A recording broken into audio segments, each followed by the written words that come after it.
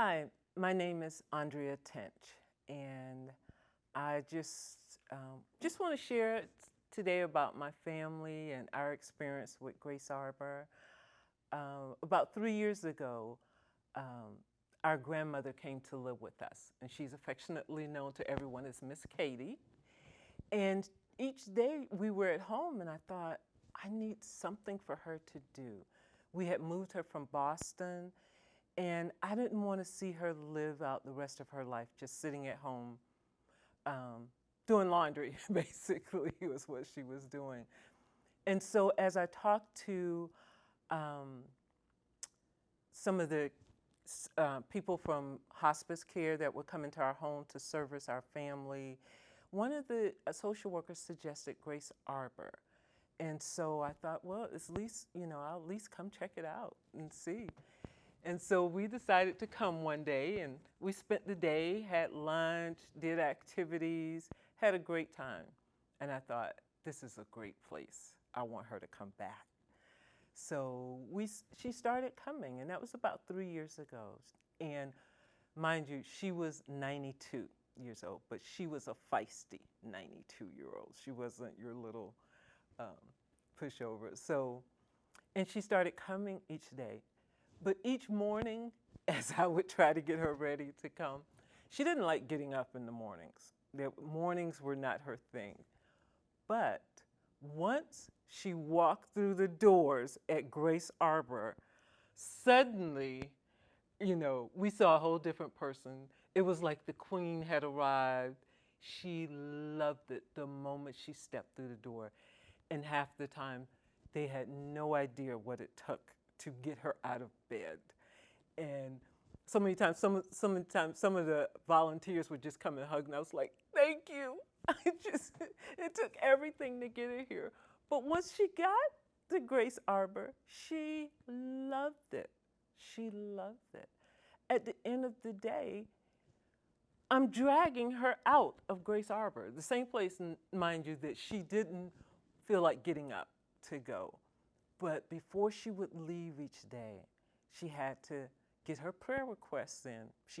Because she prayed for everyone.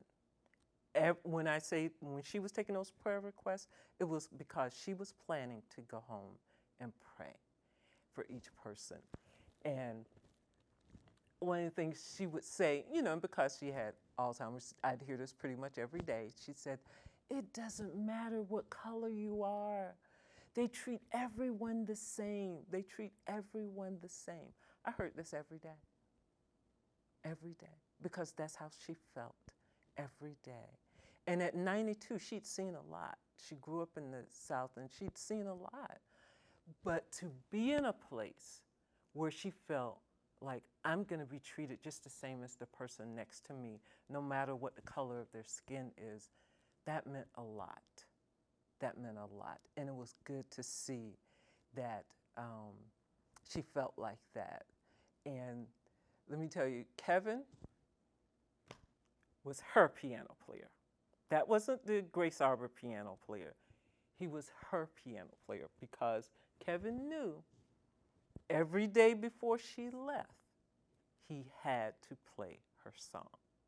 He had to play her song. This little light of mine, I'm gonna let it shine. That is her song. I cannot hear that song without thinking of her, because that was her song. When she came to church with me, she had our band at church did a special, that song for her. But at Grace Arbor, Kevin was her piano player who had to play her song.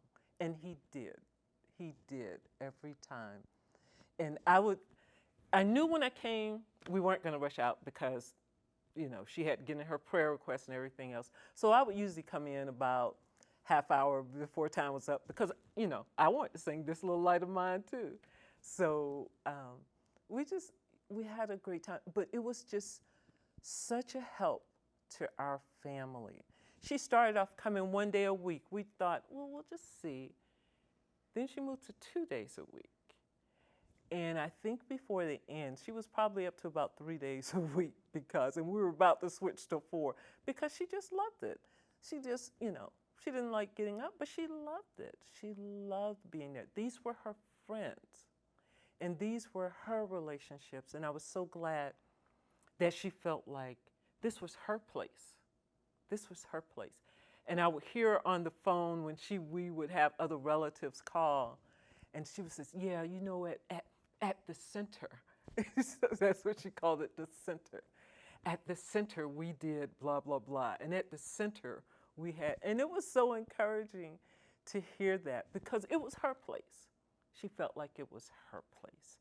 And so we were so grateful. I was grateful to see that she had a place that she can come to, that she felt alive. She felt like this is where I can come and enjoy my day, and having the Bible studies in the morning. But she, you know, what I appreciate is that she could recall her day, you know, from each day. You know, she may not recall it 2 or 3 days from now, but for that day, you know, the fact that they had Bible study, it was Bible based, that was encouraging to her because she felt like I'm at a place where, hey, if I want to pray with someone, I can stop and pray with them. And believe me, that was a praying woman. That was the legacy she left with our family, was prayer. It was prayer. And she actually was my husband's grandmother. Most people think she's my grandmother because we were together all the time, all the time. And I just loved her. And Grace Arbor just had such a special place in our hearts because I felt like I was bringing her to a place where they were going to take care of her during the day. I wasn't worried about what's going to happen. Will she fall? Will something happen? Will, you know, and she loved that they gave her all the coffee she wanted. Because coffee was limited at home. So but one day she says, yes, they give me all the coffee. I said, okay, all right, just go. But it's her place. It's her place. And I just love the activities that they had and the music, and just everyone was so loving. I used to say, where do you find these volunteers? Because everyone, not some, everyone was so giving, everyone.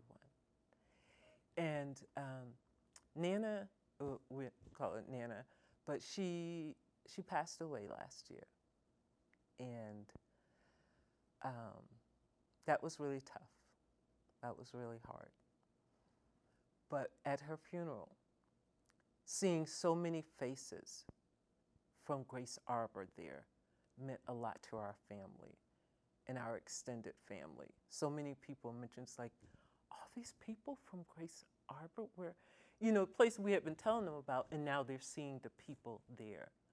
And Kevin came, and of course, you know what he had to play. Her favorite song, This Little Light of Mine. And that, to me, that was the best rendition of that song I have ever heard, ever. We always do that song. Our family is a musical family.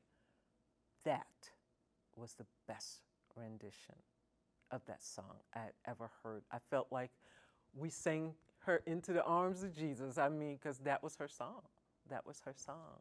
And so, but we're so thankful, you know, for what she was able to have, that she was able to come and live with us for those years and be able to have a great life, a great, great friendships, great friendships. I have so many pictures of her being at Grace Arbor. I have funny hat day, and we both had on a hat, but just different things that I remember about coming to Grace Arbor. And I have, of course, I have video of her singing her song at Grace Arbor, because, you know, when she come and tapped Kevin on the shoulders, he knew it was time. I'm about to leave, but you need to do my song. And but the different events they had, it was just so much fun. I enjoyed it. I enjoyed it, you know, coming there. And I would secretly honestly, secretly, I came a half hour, not just to sing the song, but because I wanted to be there and hang out with everyone. It was so much fun. It was so much fun. But I'm very thankful. I'm very thankful for the time that our family was able to be a part of Grace Harbor, because I feel like Grace Harbor became a part of our family. And it's just a place I'll never forget. Never forget. We still talk about it. Our family still asks from time to time, what was that place Nana used to go to? So we'll never forget Grace Harbor. And just want to say happy anniversary. We're so glad we could have been a part of those years and a part of your anniversary.